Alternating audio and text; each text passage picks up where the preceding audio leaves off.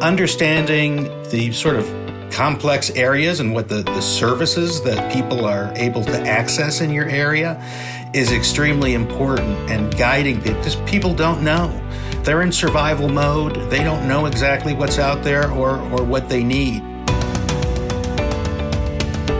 Equal access to justice is a core American value. In each episode of Talk Justice, an LSC podcast, we'll explore ways to expand access to justice and illustrate why it is important to the legal community, business, government, and the general public. Talk Justice is sponsored by the Leaders Council of the Legal Services Corporation.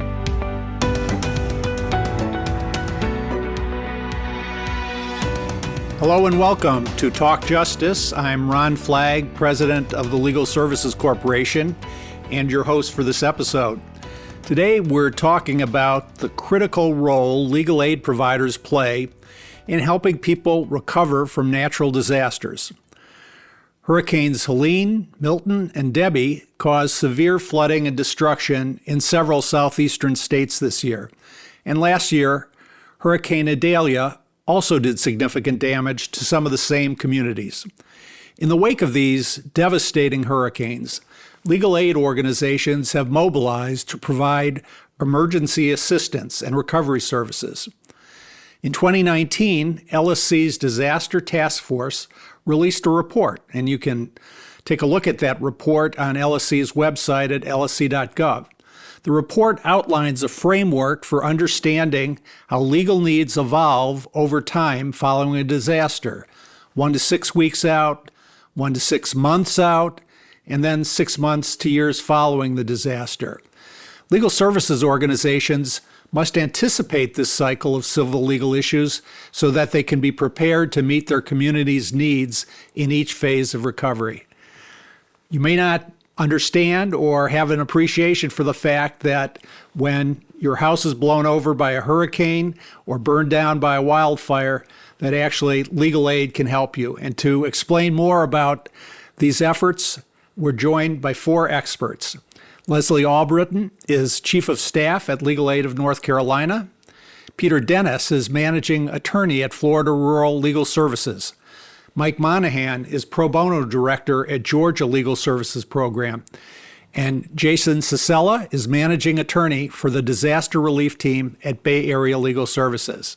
Thank you all for joining me today and for really your heroic work in carrying out your day jobs. I want to spend the bulk of our conversation talking about your recovery work, but I'd like to start out by having each of you describe the impact these storms over the last couple of years have had on your communities.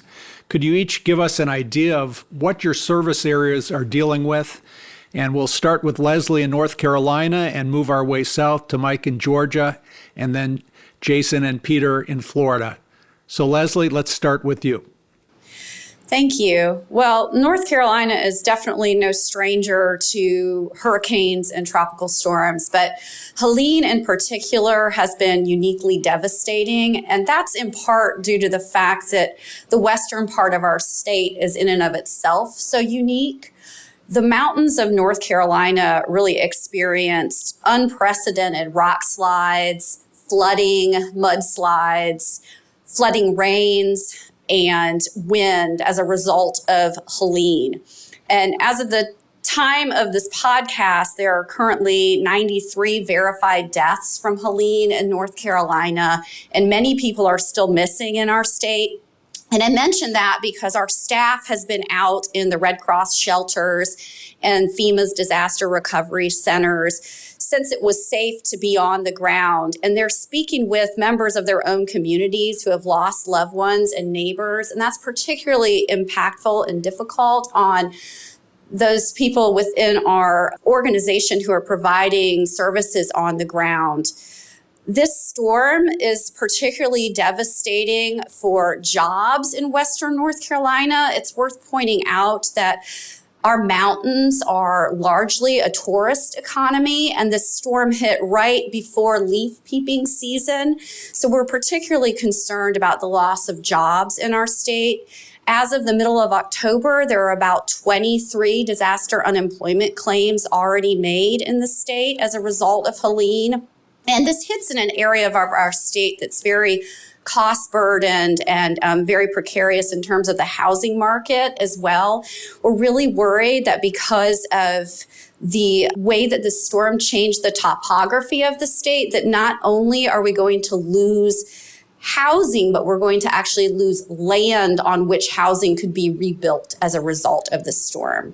There are still about 100 bridges that need to be repaired out in the western part of our state, and about 600 roads remain closed, which is making travel for our staff very difficult to get to the clients we want to serve. Mike, what are you seeing in Georgia? Well, let me just begin by saying there's Atlanta and there's the rest of Georgia. And with all due respect to my friends here in Atlanta, if you've only been to Atlanta, you have not seen the rest of Georgia, and it's a very different place. Georgia is home to dozens and dozens of counties and legal deserts. We have very few lawyers. Now, that said, the Hurricane Helene has affected 61 of our 159 counties. We serve 154 counties in 60 of those particular counties. And those counties are contain small cities in very rural Georgia. It's heavily agricultural, and it also is connected across swamps and lots of rivers. And it's a heavily forested part of our state. So the hurricane brought in lots of damage, lots of trees down, caused lots of problems with electricity and communications. It disrupted businesses because no internet, no commerce. People were unable to purchase food early on. And a great deal of stress was put on the communities early on because of that lack of communication. In addition to that, the agricultural economy sustained a massive hit in many of these counties. And in fact, the state government is pumping in over $1 billion or $2 billion in state funds to prop up the agricultural economy and the small farmers and large farmers we have throughout the southeastern part of the state. We have very high poverty levels in many of those counties that were affected. And so what was already a difficult situation for many communities, and whether they were culturally isolated communities to begin with or tourist communities, they're all suffering right now economically due to the lack of electricity and damage to buildings. So our work has been pretty much dealing with local connections where we can find them and people traveling to those areas. 3 of our field offices were affected: Savannah, Augusta heavily, Savannah and Brunswick, and the service area of our Albany office, which is in South Georgia, is part of that territory as well, and to some degree our Macon regional office. We also had staff who are out of work and unable to access any communication, and staff who live in damaged homes or have other severely damaged property. It's a major challenge. In my 27 years or plus of doing pro bono, this is the largest scale disaster we've seen, that I've seen in Georgia. And it affects so many people in so many different ways, including our farm worker community as well. And we have a very large farm worker community. Well, we'll look forward to hearing from all of you about what you're doing to help out, but let's keep marching south to hear how things have been affected. Jason, can you tell us what's going on in the Tampa Bay metropolitan area? Yeah, absolutely. So I'll explain a little bit about our Bay Area's geographic situation here. We have a very small geographically direct service area. That would be 5 counties in the Tampa Bay region. However, population-wise, this includes millions of people. We have a very densely packed area. Pinellas County in our direct service area is the most densely populated county in the state. We have a reputation here in this part of the state to always have narrow misses, to always avoid storms, and we didn't get so lucky this year. We basically have 3 consecutive disaster incidents that we are dealing with. Let's see here, back to, I think it was early August. That was Hurricane Debbie. And Hurricane Debbie made landfall in the Big Bend area of Florida, not too far from where Idalia made landfall. But Debbie affected us significantly. It went by us quite close and caused significant flooding in some of our southern counties. All of our counties, with the exception of one, received disaster declarations for Debbie. That was a start to our little journey here because Helene then came into town at the end of September. We were still recovering from Debbie. And Helene was a significant, and I cannot stress that word more, significant flooding event. Pinellas County, for example, had not seen a storm surge of that level since 1921. We are very coastal, Tampa Bay, Pinellas County, Pasco County, Sarasota. These are all within our direct service area, and all were significantly flooded due to Helene. Well, I guess that's early October then that Milton visited us, and that was a direct impact. You see, Helene did not hit us directly. Helene, again, skirted by off the coast. But it was a strong enough storm, and we were on what they call the dirty side of the storm, so it pushed water up into Tampa Bay and all of our coastal communities, just creating extreme devastation. Milton was a direct impact in Sarasota, again, in our service area, our direct service area. And Milton was less of a flooding event and more of a rain and wind event. But this is compounded and amplified damage from two pre-existing incidents. So we are just seeing extreme devastation here. We have not had something like this happen in any recent memory. So this is going to be a very long haul recovery process here in our communities. Peter, can you first tell us what part of Florida your service area consists of and how your service area has been affected by the storms? Absolutely. And we are a neighbor of Jason's, actually. We are in mid-Florida. Florida Rural Legal Services covers 13 counties across Florida from the Gulf of Mexico to the Atlantic Ocean. Now, I am the managing attorney of the Fort Myers office, which covers Lee, Charlotte, Hendry, DeSoto, and Glades counties. And that's approximately 4,200 square miles that our attorneys are working in every day. And in addition, for the purposes of disaster work, we also cover Highlands and Hardy counties, which usually would be covered by one of our other offices. Our service area is spread out between our coastal areas and our inland areas, and those are extremely different. Number one, we're tired. We just had Ian, 2 years ago, and that was just a catastrophic storm for us.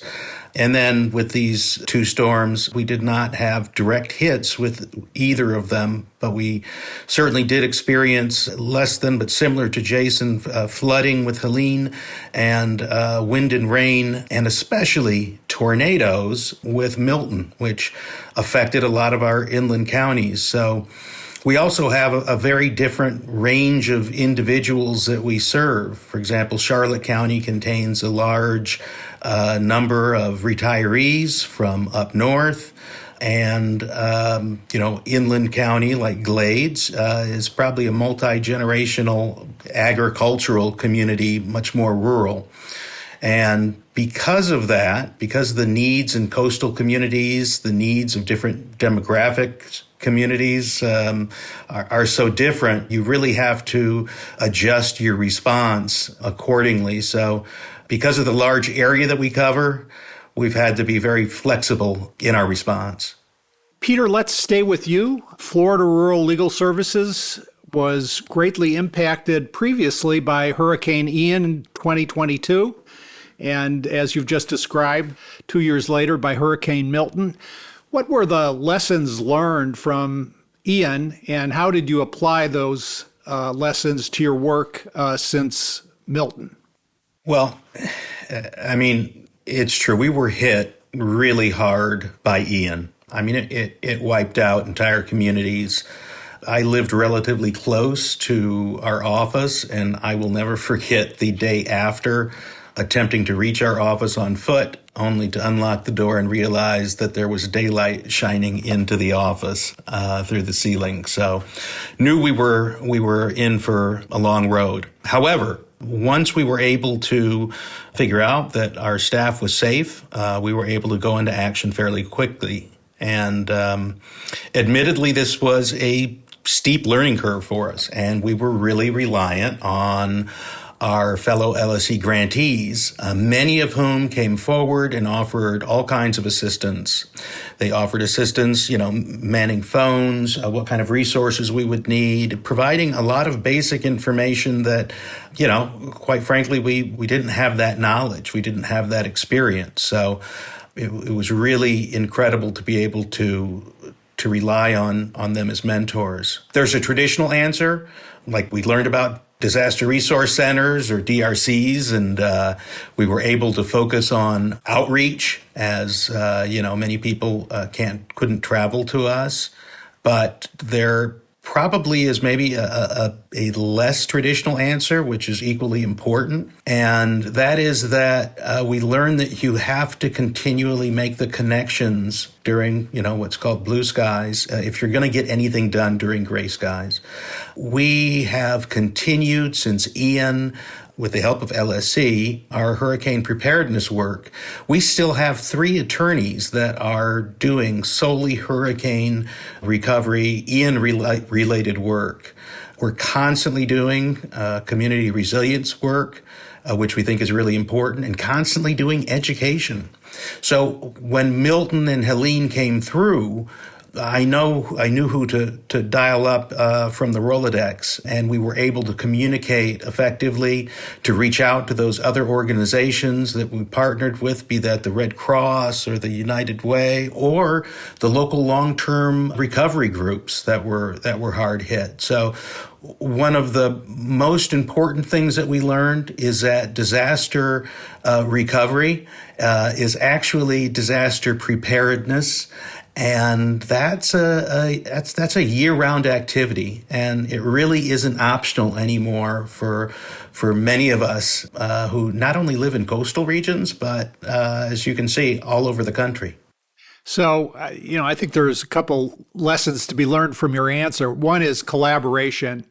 A decade ago, if you'd asked disaster relief personnel around the country, that is people who make their living working in responding to disasters in their communities, they might not have known about the contributions that legal aid can make. A decade later, that's completely different as a result of the work of our 4 guests and others across the country. And second, preparedness. Jason, let's stay in Florida. And could you tell us about Florida's disaster legal aid helpline? How did it come to be, and what does it take to run that statewide service successfully? Certainly. So our helpline kind of came about as we identified the need for a persistent access point for disaster survivors throughout the state. And through LSC's generous funding, we were able to put up a statewide helpline for that purpose, focus on allowing disaster survivors to apply for legal assistance anywhere in the state. The basic idea behind it is that folks can call in again in Florida from wherever to receive to be screened and then to receive legal assistance based upon their needs. If they're in our direct service area, then we can go ahead and provide extended services should they need it.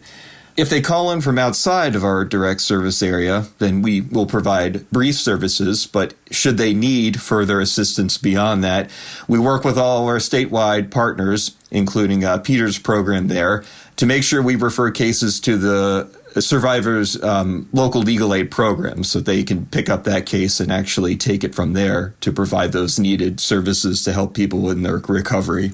That's the general framework there of the helpline. We determined that a lot of our at-risk and a lot of our vulnerable communities do not recover by any means at the same rate of others. And folks are having issues that crop up long after many traditional disaster resources have dried up or demobilized. So part of our helpline was to make sure that there was this persistent access throughout the entire year. Blue skies, gray skies, doesn't matter. Folks could reach out to us at any point. So that kind of leads into what does it take to run, which I will say primarily, of course, is you need the appropriate staff based on whether the line is a message-based, which ours was at first, and then in transitioning to a live line to make sure you have the capacity to handle influx of disaster survivors following incidents.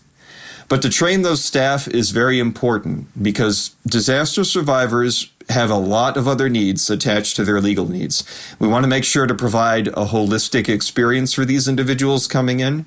So it's important to know your disaster relief community, to know what resources are out there, to ensure that you are training your screening staff, your call center staff, et cetera, and your advocates to make sure along the way that they can identify these other non-legal needs to make sure to provide individuals with these other resources they may not have previously known about. I also benefit from the fact that Bay Area runs two other helplines that preceded the disaster line. We have a statewide senior line and we have a statewide veterans line. So because of the institutional knowledge and existing framework, I sort of can rely on that to staff our disaster line. And I will say, too, when we started, the call volume on the line was rather low. I can't say that's the case anymore. Very much so, we needed to identify capacity issues and rely upon our large screening department to ensure that folks are able to get in and receive actual someone on the line. It's very important for us to connect with survivors immediately. We found that we could lose folks in messages and things like that. I would say lastly, too, one good aspect, a very important aspect of running the statewide helpline is knowing the disaster relief community. A lot of what Peter said is extremely relevant regarding the helpline as well. When we first came into having a disaster relief program in the aftermath of Hurricane Irma, we didn't know a lot of the partners. The disaster relief community is a much different thing than many of the other traditional areas that legal aid is practiced in. So being able to engage that community and include yourself in discussions that you were previously not aware of is very important so that you can make sure to connect with relevant community partners and educate them. Because they're going to be the ones who are on the front lines. Survivors are not typically going to identify they have legal issues up front. They're going to go to our traditional disaster resources, and those folks can be educated on exactly what sort of legal issues they should be looking out for and know to refer to us. So again, the average person experiences a hurricane or a tornado or a wildfire. Probably their first reaction is not to call for a lawyer. But what types of legal issues have cropped up in the aftermath of the recent hurricanes? So what we have observed here, number one, is our call volume has increased exponentially. I'll just get into that volume real quick, by the way. After Hurricane Debbie, we were chosen to host the DLS hotline for the state as well. FEMA started advertising our number as a legal service that folks could reach out to. This also happened for Helene. Milton, the DLS has not yet been activated, but FEMA's already giving out our number. So folks are reaching out to us from all over, and the call volume is extremely high right now. What we are seeing in the immediate aftermath of these hurricanes are housing issues. I could say primarily right now, specifically what I mean are landlord-tenant issues. We see folks here who are having issues with landlords doing rather nefarious things and not following what the law is whatsoever. Folks don't know their rights. That's a primary subject area we're seeing in the call-ins. We're also seeing, of course, a lot of questions about FEMA assistance, appeals, overcoming information requests, and things like that too.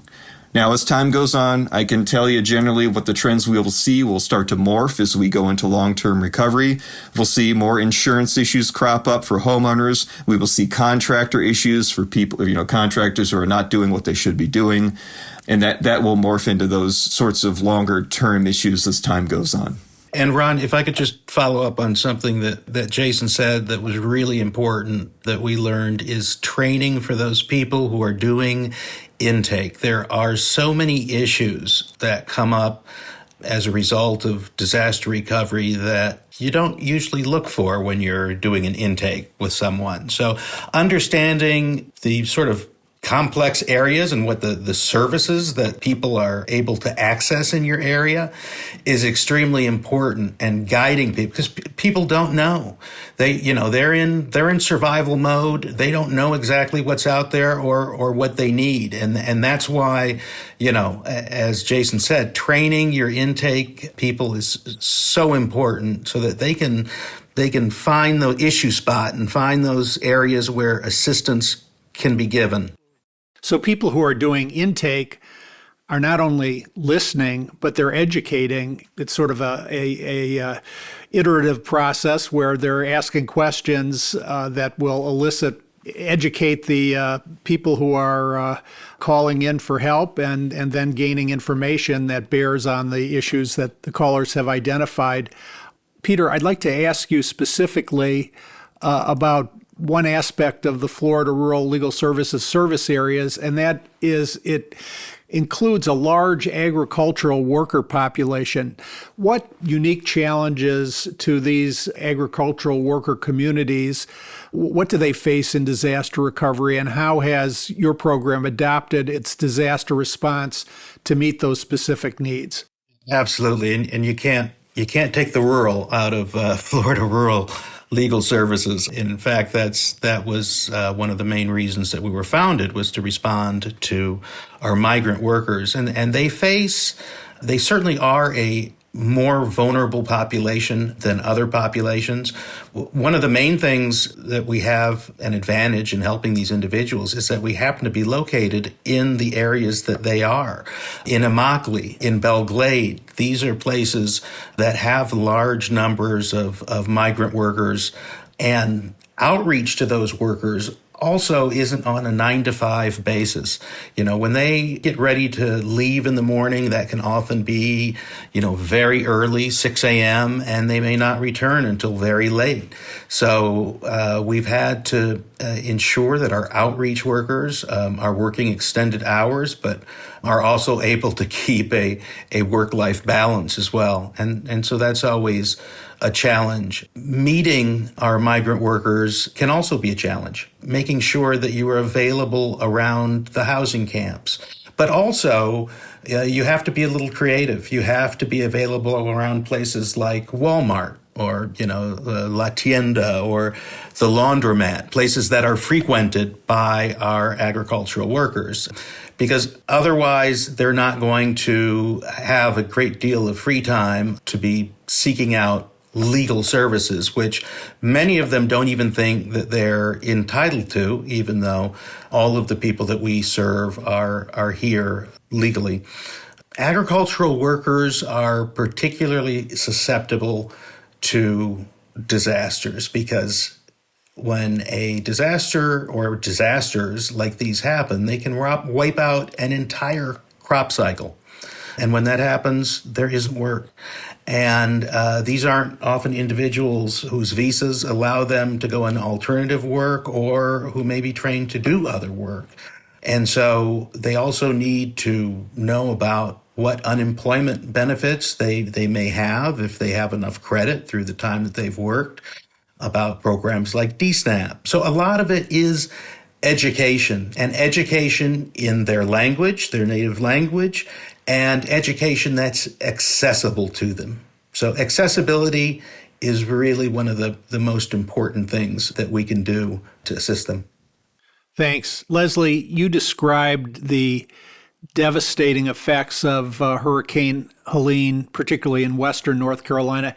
Could you elaborate on the North Carolina Supreme Court's decision to implement the so-called Katrina rule? What is the Katrina rule, and what has the response been from out-of-state attorneys thus far? I'm really excited to be asked this question because as devastating as natural disasters are, I do think this is an area where the legal profession really shines in seeing a need and leaping to fill it. So this is sort of a bright spot for me in what is otherwise sort of an overwhelming situation. I want to say that something that's a little unique, I think, about Legal Aid of North Carolina to my colleagues who are also on the podcast is that we serve all 100 counties of North Carolina. And we have relatively few staff members to do that. And the western part of our state is, of course, quite remote. We do have attorneys who live and work in those communities. We have 5 attorneys who are dedicated to disaster relief work exclusively and a wonderful team of dedicated paralegals. But that simply is not enough to handle the need. And in response to that, the Chief Justice of the North Carolina Supreme Court has issued a Katrina ruling. And the Katrina rule dates back, of course, to Hurricane Katrina, and it allows a state Supreme Court or state bar to expand and suspend rules against outside practice and the ability to waive into a state. And what our Katrina rule for Helene says is that out-of-state lawyers who register can immediately start to provide pro bono assistance to victims of Helene as long as they qualify as indigent and as long as they are working and practicing under the supervision of a legal services organization. So that allows Legal Aid of North Carolina to work with these out-of-state attorneys to help expand our reach to address the extreme needs, legal needs that we're seeing from Helene.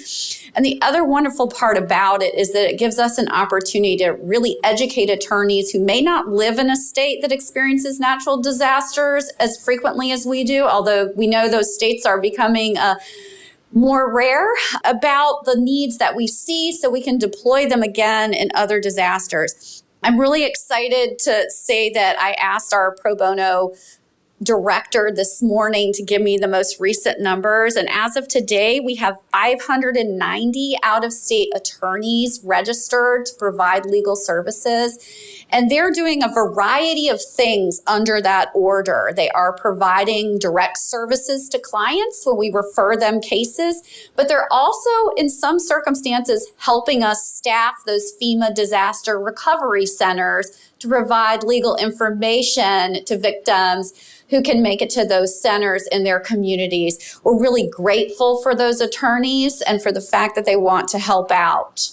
Leslie, I'm with you. If we're looking for a positive sign in all of this devastation and destruction, the fact that close to 600 attorneys from outside of North Carolina have volunteered to help people in North Carolina is truly both remarkable and encouraging.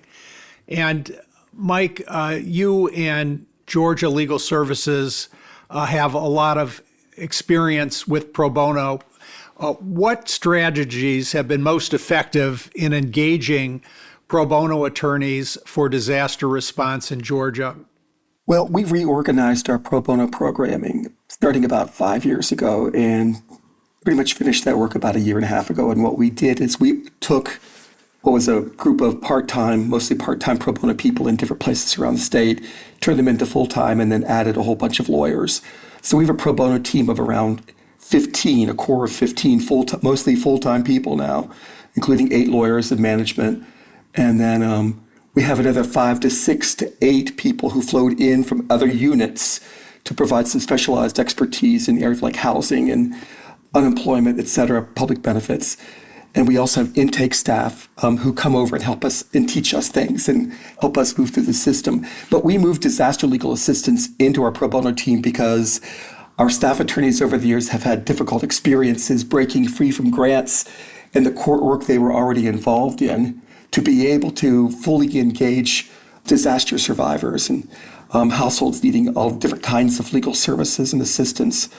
So we are in a much better position this year than we've ever been to handle these things. And the team of 20 has been working full-time just on disaster legal assistance since the day after Hurricane Helene passed through. We didn't even wait for the declaration.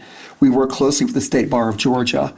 In fact, my office is embedded in the State Bar and has been down there for 20 plus years.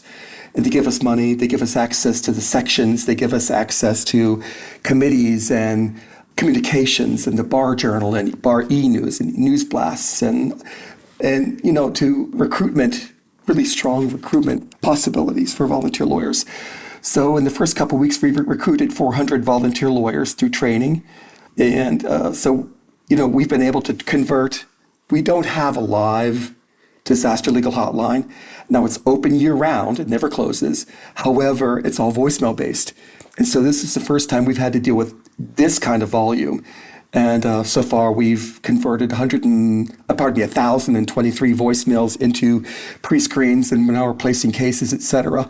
The earliest days, our team delivered services before the disaster declaration through pro bono by answering all the food and food replacement questions, because that was the bulk of the questions in rural Georgia, like no electricity, no food, no way to swipe a card or to do anything online to get food. And so people really depended on learning where the shelters were the organizations that are first on the ground, like the Red Cross and the Salvation Army are, who provided housing and showers and food. So we spent a lot of time doing that. And then we were gearing up. Half the team did much of that work. The other half was working on other issues, including, the developing the approach. So what we did is we went to the State Bar and we worked closely with the YLD, the Younger Lawyers Division of the State Bar, whom we've always worked with on disaster legal services, got the hotline going, processed messages, and then started recruiting. We launched, with their help, a statewide volunteer disaster law training. And we had over 300 attendees of that disaster law training. Then we also have a disaster law manual, which we replicated from North Carolina, South Florida, and I believe Texas. And of course, our disaster law manual gives credit to all those because it's always an iterative process. Every time there's a disaster somewhere, it's a chance to learn something and add it into your stores as a legal aid provider. So our staff attorneys have been, doing their own work and joining in when they can and have some free time. So it's really opened up a lot more possibilities. Now, what we also do with the State Bar is we access the sections. My office is about, 30 steps from the sections director of the State Bar, and we have like 34 sections of the State Bar. So we send blast email messages recruiting lawyers, and the message is important. So it's two things, the network plus the message. And the message really has to tell a simple story, a very simple story, about the problem and relay an emotional connection that rests in that you can do this and we can help kind of posture. So we provide the disaster law manual, the forms that we want them to use that we've developed, a Google-based sort of focus so people can come in and grab what they need when they need it, irrespective of which kind of platform they might be using in their own offices. And, many of those sections gave us, all of those lawyers, insurance law, fiduciary, real property law section. The list kind of goes on and on. The State Bar, mandatory state bars have a wealth of resources. And I also have access to the membership department database, so I can look and see where lawyers are, so we don't waste our time trying to recruit in areas that don't have any lawyers. So most of our work is virtual. We've designed our system to be virtual so that volunteer lawyers can come in from the big firms in Atlanta and serve those other 61 rural or small city areas of the state that are under the disaster declaration. And that's really important because the lawyers in those areas were already getting assistance from the State Bar because their offices were closed. The State Bar Solace Committee was sending down supplies, pens and paper and food and et cetera, to lawyers to help them and their families and their households recover. And meanwhile, the other lawyers in the state chipped in and started moving forward. And so the State Bar messaged a great deal of that to the legal community and to our stakeholders and partners around the state. And, got our statewide website sort of up and going, which provided the basic information of how to find us and how to apply.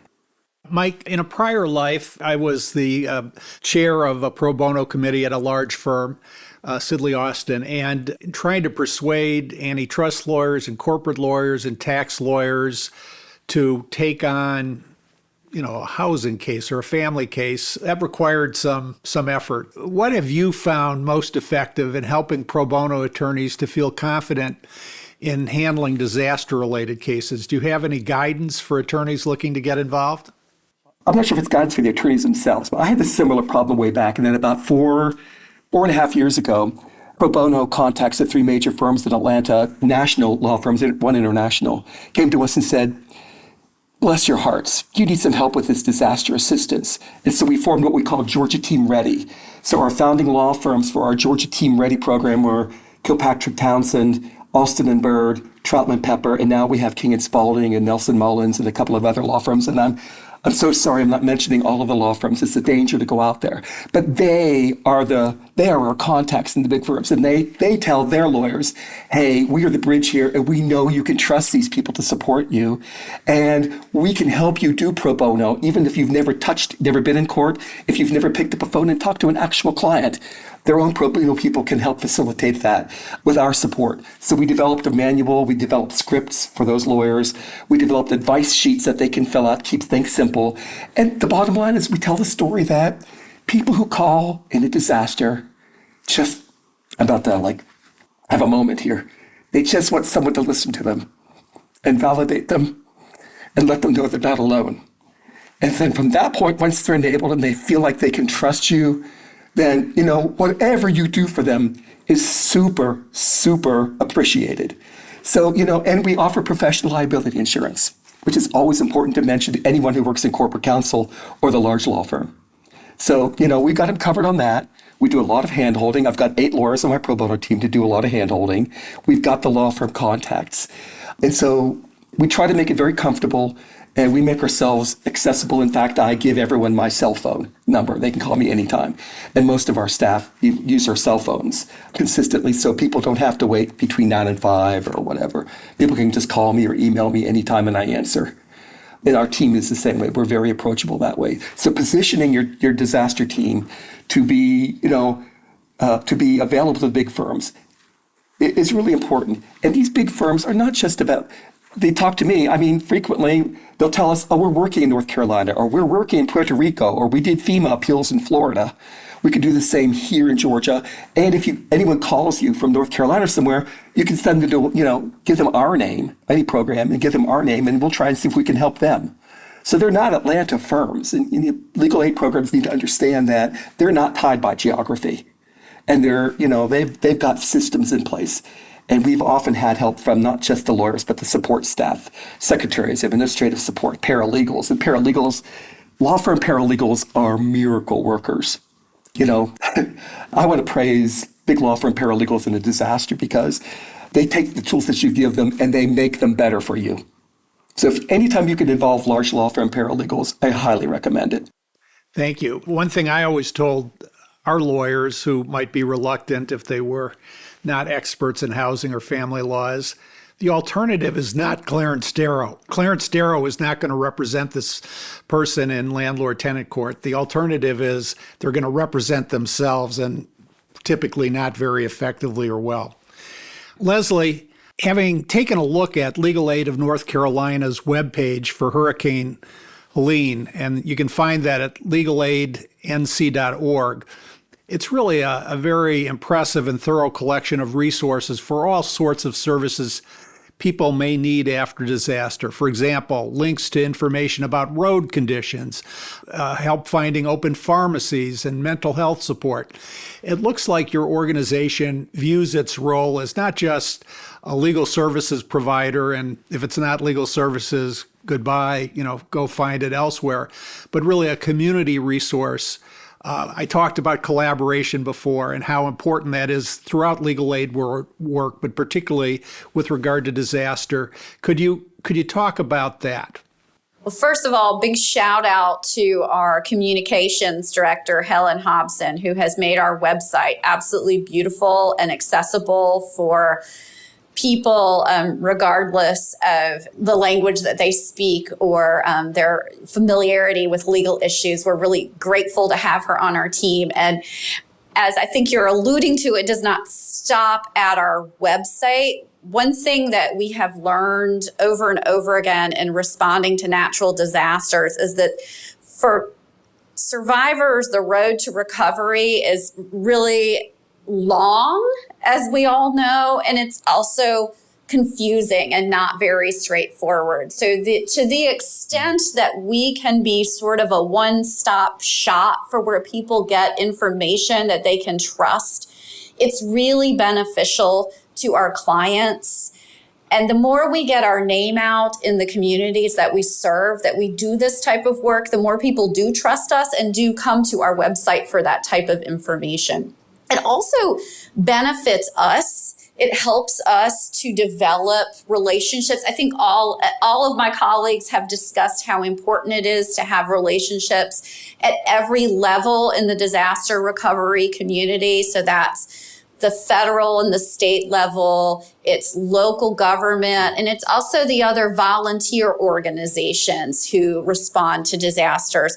So we have built up that network over the years. So another good thing to come out of all the repeated disasters that have hit North Carolina is that we've really gotten entrenched in those communities of people who are concerned about this work. And so what we try to do is, while we're addressing our clients' legal issues, we try to meet their other needs to the extent possible. So our website has many resources, and then we know where to find the things that our clients need. And some examples of those, some real client examples I can give you. After Hurricane Florence, through our partnership with the North Carolina VOAD, which is North Carolina voluntary organizations active in disasters, we were able to deal with clients' legal needs, but also do things like get them furniture for their new homes through those connections. Or for one client, find a wheelchair that she needed. She had the wheelchair ramp, but she didn't have the wheelchair. So we were able to find that through other volunteer organizations. And we had a client who really, he's one of my favorite clients who we've ever served, just a lovely gentleman who lived in New Bern, North Carolina. And he lived in a home that was heir property. So in other words, he'd lived in this home since childhood. He inherited from his parents. But because of the way that he inherited it without the benefit of a will or a deed, he didn't have the documentation he needed to prove that he owned it. And so therefore, he couldn't get access to recovery dollars to rebuild that home. So while our attorneys were working with this client to help him get the documentation he needed to show that he owned the home, we were also able to connect him with another volunteer organization to help with that rebuilding process, and ultimately work together to get the legal work done. So now he's in a great position if he's ever impacted again. And our attorneys and our paralegals got so invested in this client that they actually went out and helped start to rebuild his home, which was just a lovely moment where we all got together. I'm happy to say he's been in the house for 3 years now. But those are the types of connections that we try to provide, not only through our website, but through the networks that we've built in responding to disasters. And it's really meaningful for our clients. And it's honestly, for me, what makes this work so meaningful in and of itself, that we're able to provide those holistic services for our clients. Well, I can't think of a better way to end this podcast. Legal aid ultimately is about serving clients. So talking at the level of an individual client about the impact, the life-saving, certainly life-altering impact of legal aid is a great place to end. Leslie, Peter, Mike, Jason, thank you all for joining me on this podcast during what I know is a hectic time. And more importantly, thank you and your colleagues for your phenomenal and highly impactful disaster response work. Many thanks to our listeners for tuning in to this episode of Talk Justice. Please subscribe so you don't miss an episode. In the meantime, stay well. Podcast guest speakers' views, thoughts, and opinions are solely their own and do not necessarily represent the Legal Services Corporation's views, thoughts, or opinions.